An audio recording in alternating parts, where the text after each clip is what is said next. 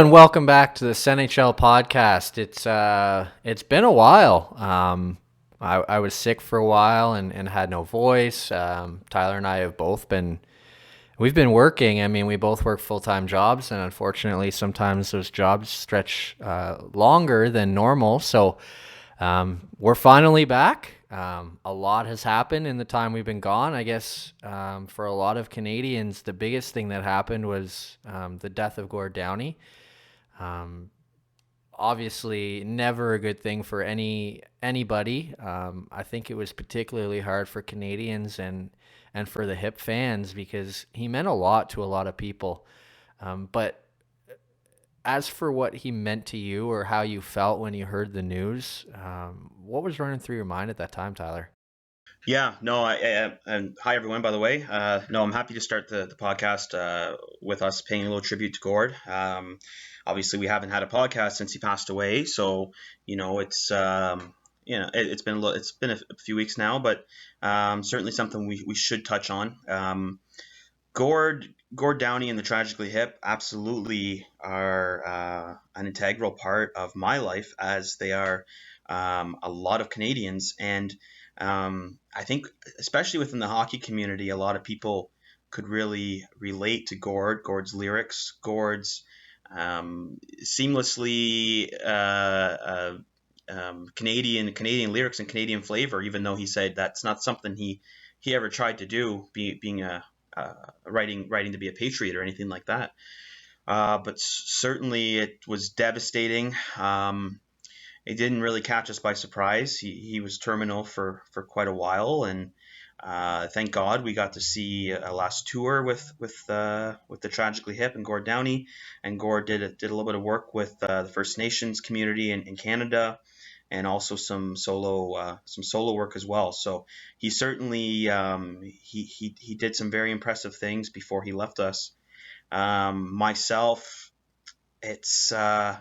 it's terribly sad, but in a way, I almost feel like Gord hasn't left, because we still have his music to listen to. Personally, myself, I'm a computer analyst, and my job requires me to work in silence essentially for 7 or 8 hours a day. And I can tell you, every single day I listen to one of the playlists on my Spotify, and it's Tragically Hip.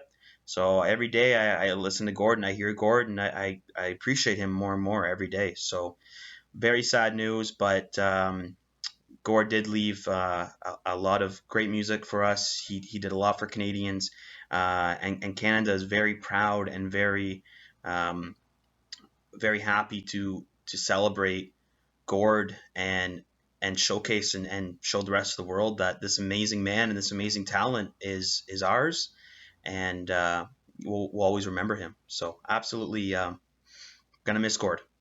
Yeah, for sure. You kind of touched on it a little bit. I think that was the thing with Gord that made us love him so much, was the fact that he was ours, and that a lot of the rest of the world never truly appreciated his greatness. And I think sometimes as Canadians, you look at some of the famous bands over the years. I mean, the one that comes to my mind is Rush. I don't think we love Rush the same way we love the Hip, and maybe some of that is because Rush got into the States, and so we couldn't claim them as ours. And I think that was something that the Hip did well. Unfortunately for them, they didn't do well, was get into the States. But for Canadians, I think that was something we loved, was the fact that they were ours, and nobody else really appreciated them the way that we did. Well, that's a great point. The thing is, when you listen to the Hip, like I mentioned previously, Gord never intended to write music to express his love of Canada, but he wrote it about, what his creative mind came up with, and ways he felt. And oftentimes those were stories of Canadiana. Those were stories of hockey. Those were things that we can relate to every day. And you look at a band like Rush. One I thought of was Nickelback, is another one.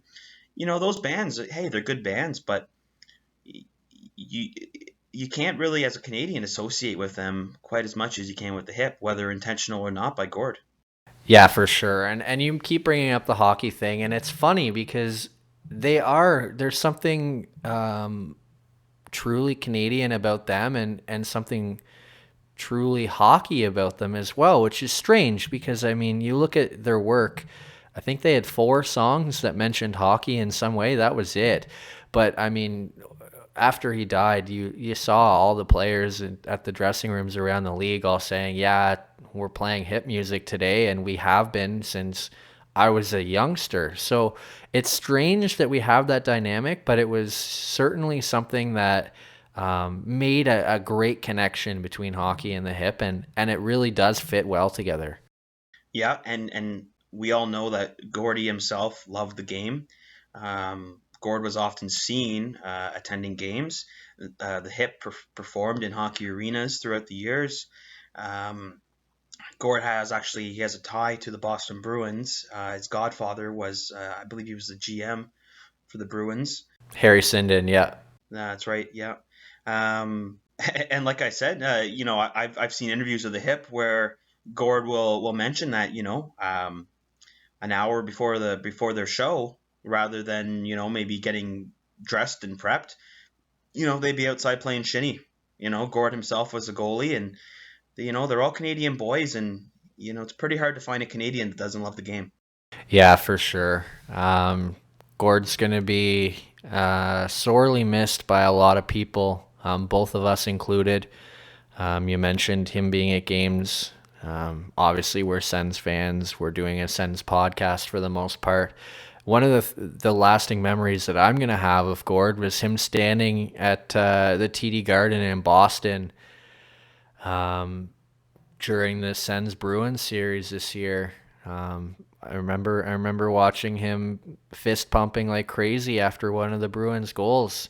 Um, as Sens fans, we were happy because not long after he was fist pumping, the goal was taken away on an offside challenge. But nonetheless, it's a lasting memory that I'll have, seeing him in an arena, loving the game, hanging out with his one of his idols in Bobby Orr, and just having a good time. Yeah, I think I can even remember what he was wearing. I think he was wearing a jean jacket and a ball cap, if I'm not mistaken. Perfect Canadian tuxedo. That's right, Chris. Yeah, no, absolutely. He's left a small hole in Canada, but he really did make us a better country, and Canadians will cherish him for a very long time. So very sad news. We're gonna miss Gord. Absolutely, we will. May he rest in peace, and I know it's been a while, but our thoughts and prayers are still with the Gord Downey family. Moving on, looking at the last week in sports, it's been a roller coaster ride for a lot of sports fans, myself included. I mean, it started on Saturday with GSP on the high of his win. Then I hit the low and I found out that Ottawa traded Turris on Sunday. Then I hit the high after I realized that the reason we lost Turris is because we got Duchesne. And then again yesterday, a low. And it sucks that we have to keep talking about people that died, but as a sports fan, as a Blue Jays fan, seeing the death of Roy Halladay yesterday, it was tough. I remember as a kid, there's no sure thing in baseball, and particularly on those Blue Jays team, but he was about as close a thing as there was to a sure thing. He worked hard every day. By all accounts, he was a great person, loved his family. So it's tough to see somebody like that die. And yesterday, when I heard the news, I tweeted that I may not have known winning baseball growing up as a kid, because the Blue Jays were awful, really. They were pretty bad. But one thing that I always knew at a very young age was what good pitching looked like, and that was 100% because of Roy. So he's another guy that me and a lot of other people will miss. Again, thoughts and prayers are with his wife, 2 sons, family, friends, everybody. It's a sad day, but I'm sure over the next little while, some good will come of it. I'm sure the Blue Jays will honor him. I'm sure the Phillies will honor him. Major League Baseball may honor him. I expect in the future we'll also get a Hall of Fame induction as well. So rest in peace, Roy. We're going to miss you. And thoughts and prayers are with his family and friends. Yeah, I'll say my piece quickly here. We talked about this before the show because I'm not a baseball fan myself. So obviously not knowing Roy the way a lot of MLB fans or general sports fans would in general. But there was a period of my time where I was a baseball fan. About 8 or 10 years. I was a Braves fan, and Roy Halladay was one of those guys who everyone knew that he was a shining star of the Blue Jays. He always seemed to have such a quiet demeanor to himself, and he seemed like a very good pro. But what I can say about him is, although I might not have followed the Blue Jays very closely during his tenure, I do listen to sports radio daily, and the reaction coming out of some of the professional athletes and some of the professional personalities in the sports world about his very early death. Oh my God, 40 years old. Uh, it clearly is a tremendous loss to the baseball community. Not only a human life for one thing, but a tremendously respected individual in the sport, and often continuously throughout the day as they spoke about his death, rivaled with talks about how great he was as a pitcher, where talks about how great he was as a man. Although it would be disingenuous for me to sit there and talk about how I knew him and how I watched him, I certainly can understand from a lot of baseball lovers and fans and people in the Toronto community how great of a loss this is, and it's very saddening, and it's very sad to see such a man be taken so early in his life. Yeah. I think that's one of the things that's toughest about this is the fact that he was only 40 years old. I mean, you and I, obviously, we're still in our 20s, but we look at our parents. All four of our parents are well over 40. So the thought of somebody losing their life at 40 when we've been, like, our parents are quite a bit past that, it's sad, and it's also kind of scary to think that this is the position we're in, but I guess here we are. We'll move on to other things, hopefully happier things. I guess that depends on where you sit on the whole Matt Duchene thing. I did mention it before. I bet you anybody listening here would have thought that the first couple minutes of this podcast would have been all about Matt Duchene and Kyle Turris. So without further ado, Exactly. Here we are. So I guess the first thing we should do is go through the trade. So Ottawa gets Matt Duchene. Nashville gets Kyle Turris from Ottawa. Ottawa sends a top 10 protected first-round pick this year and a third-round pick next year, as well as Andrew Hammond and Shane Bowers to the Avalanche. And the Predators send a second-round pick from this year and two prospects, a forward and a defenseman. And just a blockbuster deal. 3-team trades don't happen very often. So this was crazy. number one center trades don't happen very often either, right? Exactly. And we've heard rumors about it a few days prior. Then it sounded like potentially it was dead, and then Sunday afternoon, boom, here we are. So I remember messaging you on Sunday and kind of saying that the trade was going down. What were you thinking when you knew that this was going to be a thing and that Kyle Turris was out and Matt Duchene was in? Well, first of all, I was thinking I told you so because although on Sunday you caught wind of it before I did, because you're a minute or two outside of live feeds, and I'm 3 or 4 minutes outside of live feeds, so you do have a good minute on me. But I think I told you on Friday night, once all the rumors took place, I said I think Kyle Turris is gone by the end of next week. Um, so my initial thoughts, and I think you can recall this, I was completely blown away. To see it happen and come to fruition, although I predicted that something was going to happen, to see Ottawa make these type of trades, generally when you're after high profile players like that, and there's so many markets interested, Ottawa might not always fare on the upper side of where these players might want to go. Not necessarily always where they want to go, because obviously that's out of their hands. But even with Ottawa as a team has often thought to be a little bit cheap. So to see Ottawa get something done, and to backtrack a little bit there, Pierre Dorion has been completely uh, aggressive since he's become the GM. So we've actually seen a few of these big trades.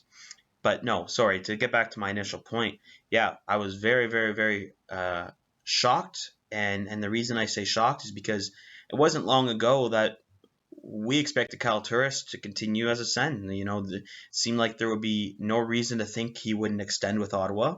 And it's not so long ago that it seemed like we weren't able to make a deal for Matt Duchene, that Colorado simply wanted prospects that we weren't willing to deal.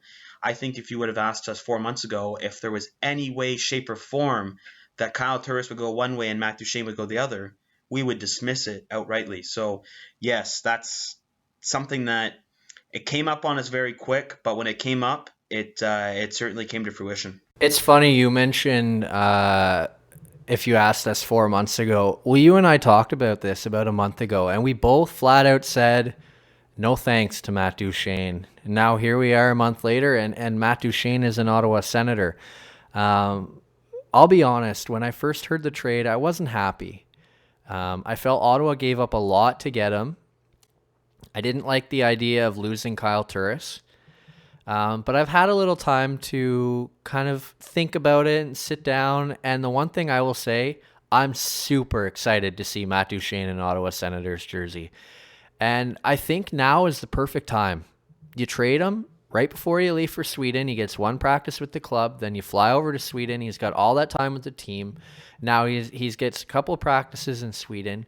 All that time with his team. He gets 2 games against Colorado out of the way right away. Again, he gets another 5 days off to spend time with the team. So he's looking at basically he has to play 2 games in about a 12-day stretch. This is the perfect time to get him. And kudos to Pierre Dorion, as you say. I mean, last year was Derek Brassard, and this year it's Matt Duchene. Yeah, it's funny because there's absolutely 100% truth there. Even up until not too long ago, we were saying, hey, if it's Kyle Turris going out and Matt Duchene coming in, I don't know if we really want a part of that. But that's looking at the trade with us thinking that Kyle Turris is going to remain a Sen. Well, it turns out that Kyle Turris and the Sens really didn't really fare out too well in contract negotiations.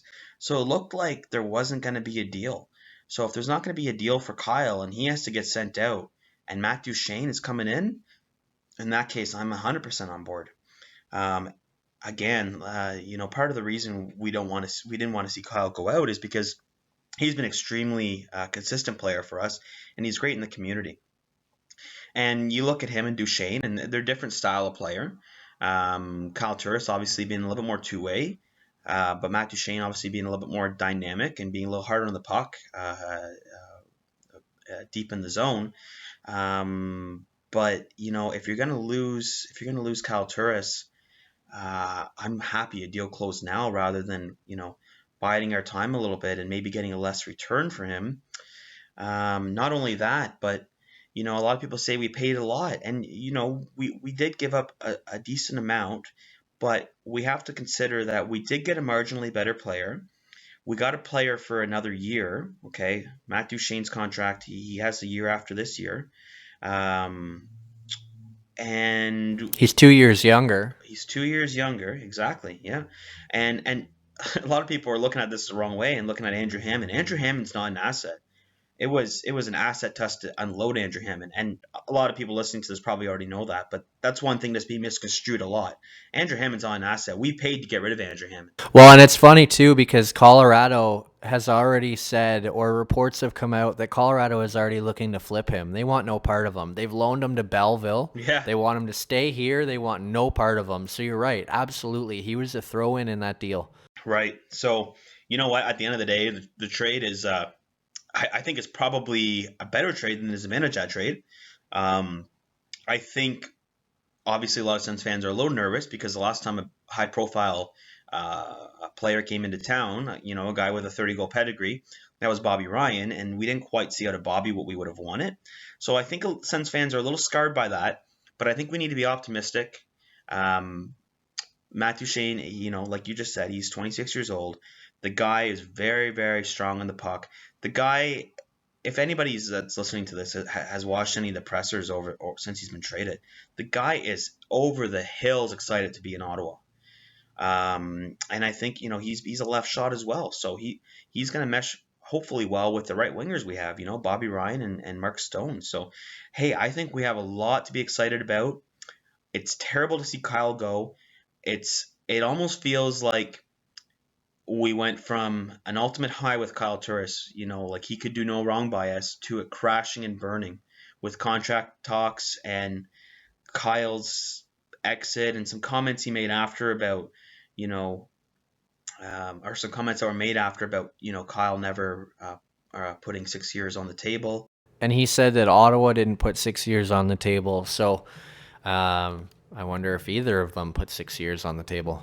Yeah, I'm not sure. I can tell you if they agreed on value, as they both say they did, and one club is asking for 5 and the other one is asking for 7 or 8, and you can't meet at 6, there has to be outlying issues. And I also, I mean, I'm slightly biased, but listening to Kyle's presser with the national media, Kyle seemed also very, very, very excited about being in Nashville. And of course, he's supposed to say that, but I don't know. I almost feel like Kyle felt a little bit of relief, kind of the way that Matt Duchene did. So I think there's a little bit more at play at that. But I choose to respect Kyle for his time here, and he was a tremendous Sen, and he was a tremendous member of the community. So that's what I have to say about it. You mentioned his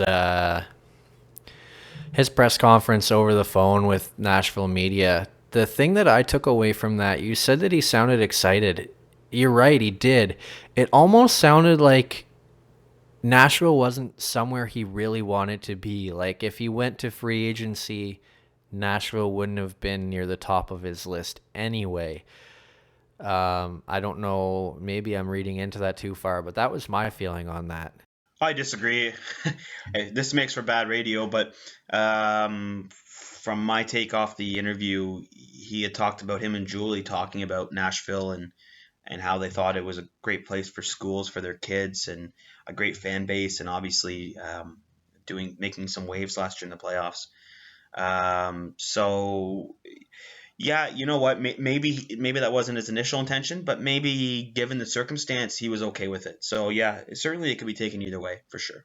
Now let's unpackage this deal a little more. You mentioned before, obviously Matt Duchene seems to be a more prolific scorer, more gifted offensively. Kyle obviously is the much better two-way player. Kyle obviously has been very good for us, particularly in the playoffs. He's scored a ton of overtime goals for us. But the one thing I really want to key in on this deal, we need a lot of scoring. But with Boucher's system, we need to play defense. I've heard that Matt Duchene will be insulated, and I'm sure he will be. But my biggest question in this whole thing is it going to hurt us that we gave up a little defense for a little offense? Do you think that matters, or do you think with Pajot and Brassard and Thompson still around that maybe Duchene doesn't really have to worry about playing defense? Yeah, okay. So what I think is a perfect world situation, and that is that, yes, Matt Duchene isn't as defensively gifted as Kyle Turris, but Matt Duchene is a lot more dynamic deep down the ice. He's a lot more dynamic deep into the play. Kyle Turris is very easy to move off a puck. Kyle Turris doesn't make dynamic plays uh, um, deep into the play. Matt Duchene can take a loose puck and make something out of it. Kyle Turris doesn't seem to have that confidence as a player, and it looks like it's lack of confidence. I don't think it is. I think it's more the fact that he is a conservative player. So I think that gives us a different dynamic because we don't have a whole lot of guys like that, especially guys that are like that and playing at that caliber. So I think we're going to see goals out of it for sure. I think Matt Duchene is going to fit in to our system well in that he's going to be able to provide the goals that we so desperately need. Now, talking about maybe his defensive game lacking a bit, we play such a good system that I suspect it'll be sustainable to continue to implement that system and maybe make up for some of the high risk ventures that Matt Duchene does. I mean, we'd be kidding ourselves if we said that Erik Karlsson wasn't a bit of a high risk player. And Erik Karlsson does have blunders. And, sometimes it's in the back of our net, but a lot of times we're able to recuperate from it. So I think it's just one more of those very special players added to our lineup that, yeah, our system might have to pick up some slack, but he's going to be able to give us goals that no other player on our roster would be able to provide us. You mentioned high risk player. It's funny. The last time we had a number one center, we had a high risk player. His name was Jason Spezza. And let's face it, we ran him out of town. Hopefully we don't do that with Matt Duchene because, man, he looked good in an Ottawa uniform for a lot of years. A couple things that I wanted to kind of talk about in terms of Duchene and his ability to score. The one thing you and I have harped on for months. I mean, we talked about it on the first episode of our podcast. We talked about it all the time last year was their power play. How much better do you think he's going to make our power play? Because let's not forget, Kyle Turris did a great job on our power play. He scored a lot of goals, and they put him basically in Ovi's office, and he bombed away. So do you really see us getting that much better on our power play if we swap out Turris with Duchene? Well, in terms of our power play, I'm going to slightly counter what you said again. I think our power play key in terms of actually burying goals and burying pucks is Mike Hoffman. You see Ottawa consistently trying to get Hoffman the puck for that one-time shot right off the point or right outside the point. So yeah, I think that Matt Duchene might be able to pick up pucks and might be able to make some plays in tight that Kyle Turris might not have made. And hopefully that leads to a little bit more offense. I think our power play is getting better. The only thing I hope is that, obviously Matt Duchene's high risk and deep offensive play, doesn't create a whole lot of room for the other team to get the puck out. In which case, our power play is no better because we're spending most of the period spending most of the power play chasing the puck down the ice. So I think there is a huge upside. I think he can do a lot of good work down low, and I think he can create some passing lanes and potentially be open for some shooting lanes that Kyle Turris might not have been able to accomplish. But yeah, we have to be prepared to tighten up and be aware that he might not make as conservative as of moves as Kyle Turris would have. The one thing that I can say I'm really looking forward to about having Matt Duchene in our lineup is Erik Karlsson to Matt Duchene. I have a feeling that those two combined, it could be a lot of fun to be a Sens fan. Well, yeah, you know what? Like we were called a boring team last year, but if you look at our team in our current state, Bobby Ryan has seen some kind of resurgence. He had a tremendous playoff. He had a very good start to the year. Once he gets those mangled fingers of his healthy again, he'll rejoin the club, and hopefully he can pick up where he left off. So you have Bobby Ryan, who's a tremendous talent. Once he gets his confidence going, he's very dynamic. Matt Duchene, there's I don't need to say anything about him because we know he's an incredibly dynamic player. Erik Karlsson, and then Mike Hoffman with an incredible amount of speed and a great shot. So that's four very key dynamic hockey players. Mark Stone and Derek Brassard are no offensive slouches themselves, and they've been playing really well together so far this year. Right, right, and you have other pieces there too. You have guys like Ryan Zingle, who's incredibly fast. And although I think we we touched on this on our first episode, he was lacking a bit of finesse, and it seems like he hasn't quite found that yet. But he's another guy that he has the speed to allow himself opportunities to get goals, opportunities to make plays. And the thing is, Colin White still hasn't played a regular season game yet.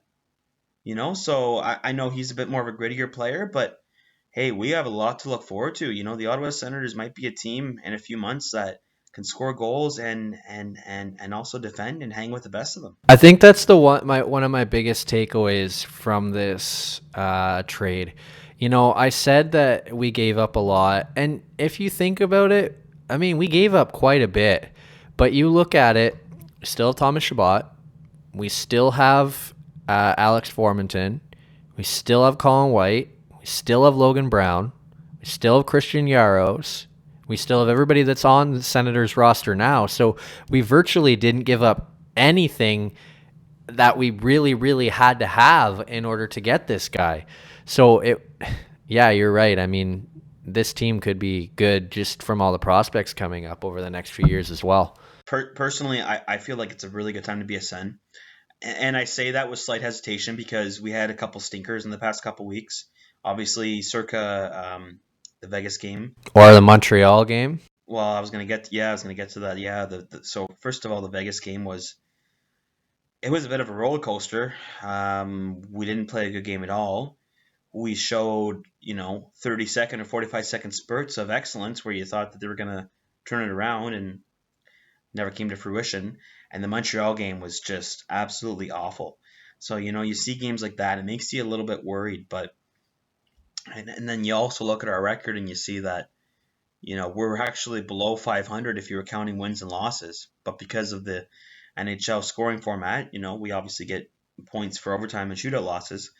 So, those are a couple things that concern. But I don't think the team has looked too bad this year so far. And we also have to consider Erik Karlsson was out for a portion, and Bobby Ryan's been out for a portion, and we've lost guys like Mark Borowiecki and Colin White's been out. I mean, obviously Colin White wasn't a ringer to make the team, but we have had a bit of adversity to start the year, and we're playing probably, I would say, a little above average hockey.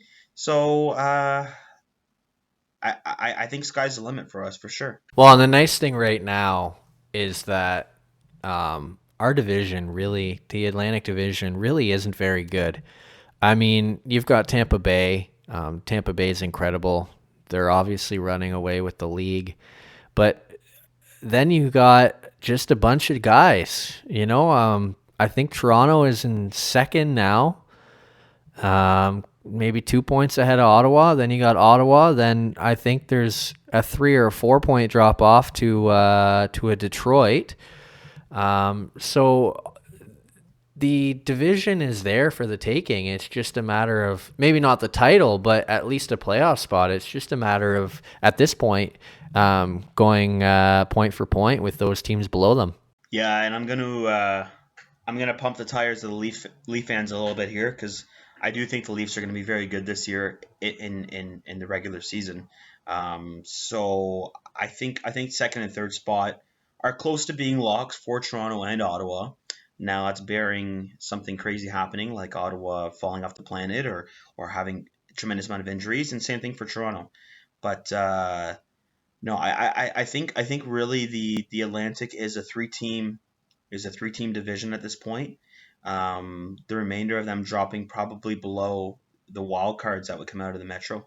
Yeah, the only other team, don't sleep on Montreal. They had a terrible start, but they're turning it around. And the scary thing is they're turning it around without Carey Price. If they can get Price back and he can start playing well, I think they'll make a run.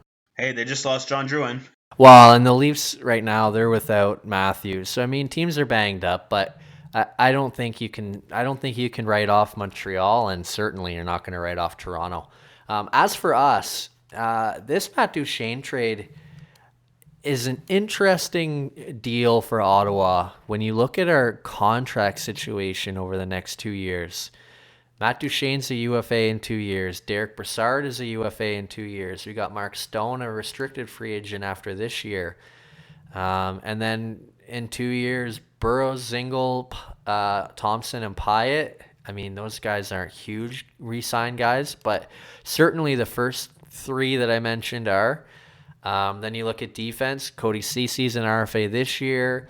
Oduya's a UFA this year. Weidman's a UFA this year. We got Harper and Clayson as RFAs this year, and Carlson is in a UFA next year. So really, we're in win now mode now. We've got this year, and then we've got to figure out some guys. Luckily, any of our key guys are RFAs, so they're still in our control. But how many of them do you think we realistically have a shot at re-signing? Do you think that Matt Duchene, Derek Brassard, and Erik Karlsson will all be back on the club in a couple of years? Yes, with the exception of potentially a Derek Brassard. So I'll get to that. So first of all, Erik Karlsson and Matt Duchene dynamic. That's one thing we didn't really touch on. One thing that we should look at with this trade is Ottawa did get better in the trade. Although we gave up potentially more value, it's yet to be seen. Overnight, our team today got better. And Ottawa's made it very apparent, and Pierre Dorian's even said it straight out. They want to show the team, specifically Erik Karlsson, that they're ready to make a run. And that's great news because, obviously Erik Karlsson's contract, current contract is coming up very shortly.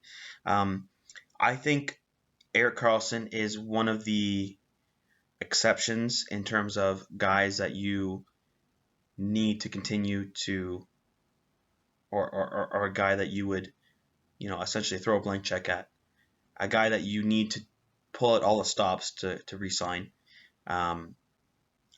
I can't see any situation at all where he leaves the team. That would probably be one of the biggest trades or controversies of modern NHL.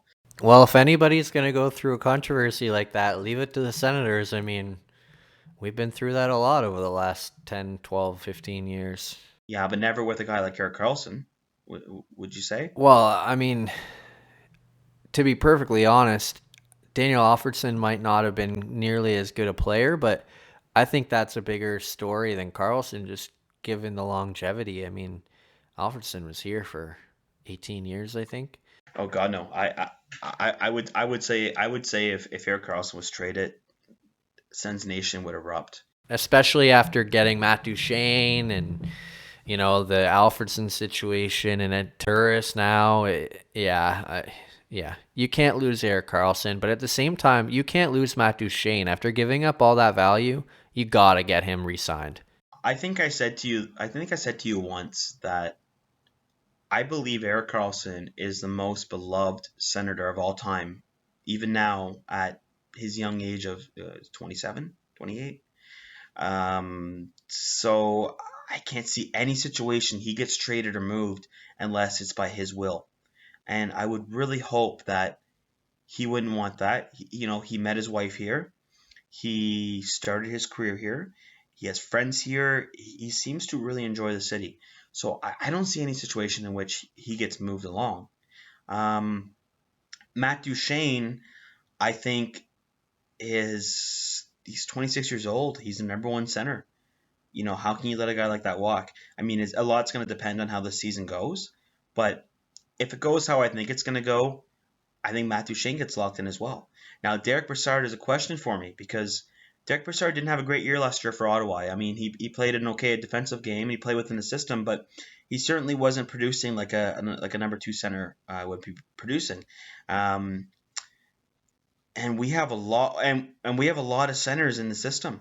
We have Colin White. We have Logan Brown. Okay, so he might be an expandable guy. So, out of the three guys you mentioned, 2 out of 3, I think Karlsson and Duchene More so Carlson. I think Carlson is more or less a lock to be re-signed. Duchesne, I think it's bearing this year a little bit, and maybe where the team is at point of offering him a contract. But Derek Brassard, I think it could go either way. Yeah, I would tend to agree with that. And you're right. I mean, you look at our system, we've got some guys that could come up and potentially replace them. So that will be an interesting one. But like I said, Carlson and Duchesne, you got to get those guys re-signed. You have to, whatever it takes. And the interesting thing looking at this is Dion Phaneuf. Phaneuf's got a 7 mil cap hit, but at the end of this year, he'll only have 3 years left on that deal. That's starting to become a movable contract. Not something that anyone would pay any real value for, but something that somebody would take. Because it's not that, I mean, 3 years, that's not that long, really. You can ride them out for 3 years and then wipe your hands with them and you're done. So it'll be interesting to see what happens with Dion as well. Personally, I think Dion, as he sits today, I think he is appreciated enough by the staff and by the players that he's worth more playing for us than he is moving. Because, like you just said, we're not going to get much for him. So I think it's as long as he continues to be the leader and the player he's been, I don't see Ottawa moving him along. Obviously, as fans, we spot problems in his game. He's not very quick, so it's a bit of an issue. But he does bring a lot to the game that people don't appreciate. He brings a lot of leadership. He does make smart plays. He's not afraid to make an offensive play or take a shot on goal. And I believe he's actually been pretty productive this year offensively. And he's tough. He's tough. Like he won't fight a lot, but he'll make those guys pay that stand in front of the net, which is a really valuable thing as well. So I'm with you. I think that he provides a lot of great value to our hockey club. Yeah, no, for sure. Like you just said, anytime there's a little scramble at the net and there's a little post whistle shenanigans going on, Dion's always right in there. I think he's an invaluable piece to have on the team. His role might change over the next few years as an Ottawa Senator, but I think he does bring more good than bad to the team. It's too bad if his speed was just a little bit better.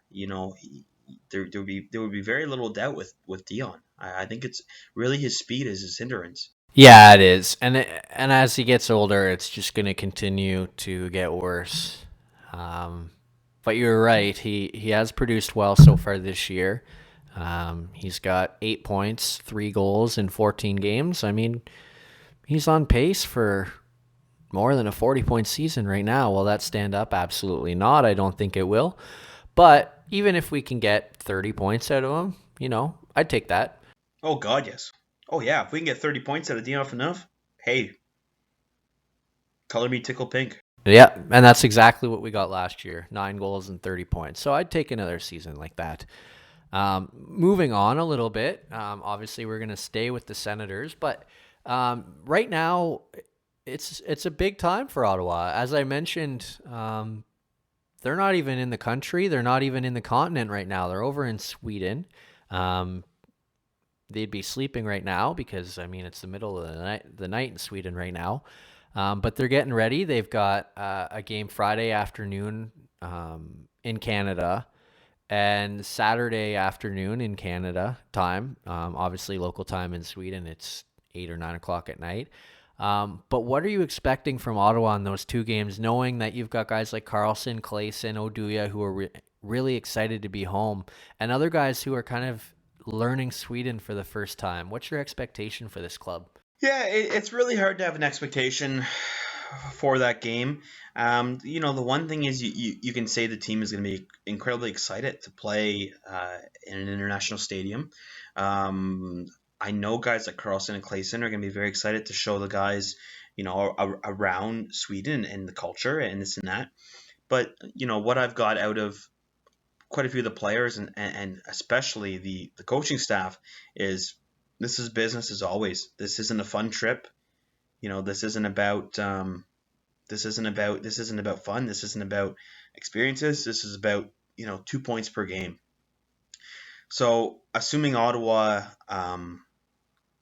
fulfills that expectation, I'm hoping it's business as usual. But that's a really hard expectation because you are out of your element. I think Guy Boucher is enough to make you sick for a couple days. But again, that's going to be both teams. So what I expect is I think the team is going to be taught to be ready to play. But do I think that Eric Carlson and Frederick Claesson and Gabriel Landeskog and Johnny Oduya are going to be a little bit more chipper and maybe a little happy to be in their home country? Yeah, absolutely I do. So it'll be interesting how that dynamic plays out, but I'm excited for it. Yeah, I'm looking forward to it too. Another guy that I expect will be pretty chipper would be Matt Duchene as well, playing against his former team, playing with a new team, finally having this saga behind him. But I think one of the things that I haven't heard enough talked about is the importance of Guy Boucher in this situation. You mentioned it's business as usual. There's no better coach to have in this situation, I don't believe, than a Guy Boucher. First of all, he's very tough on his players, or he seems to be. But the big thing is his experience with Hockey Canada. He's been in these situations before. He knows how to handle them, and he knows how to handle his players. So I think that's going to be a big thing. And I think it's really important because, like you mentioned, that flight to Europe, I've flown to Europe before. It's not fun. It's not a fun trip. It's a long trip. Then you get there, and I flew overnight, so it was the middle of the day when I got there. And it took me a few days to just adjust because, I mean, I'd flown over 5 or 6 time zones. So it was a long trip, tough first day. But I think that Boucher has managed it right, and I think that's going to be a key is getting Boucher to manage them while they're there. Yeah, and as you mentioned, you flew overnight, and that's what the Sens did, from my understanding, is they flew a red eye. Now talking about the Duchesne dynamic, that's an interesting dynamic, I think, because on one side you get yourself an elite, prolific NHL hockey player, and you want to get their confidence going. You want to get them integrated as soon as possible. You want to get them playing to their potential. Well, if they play a bad game against their old team because they have some mental jitters, not to mention 2 games, so that could be a bit of a train wreck for Matt Duchene's time in Ottawa. Potentially, if he has any kind of mental jitters at all, that might not be a great start for him. So I'm a little concerned about that.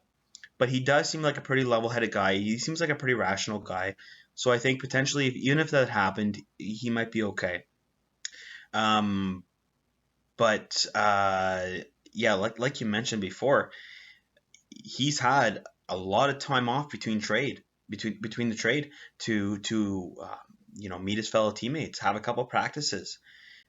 So it's kind of there's pros and cons with the timing of the trade, but I'd just be watchful of how the games impact potentially maybe Matt Duchene's integration to Ottawa. That's an interesting point. Not necessarily a point that I would have thought of, but that's an interesting point. Obviously, we're hoping that that's not true, but it could happen. I mean, we've seen it with Bobby Ryan. His confidence starts to waver, and yikes.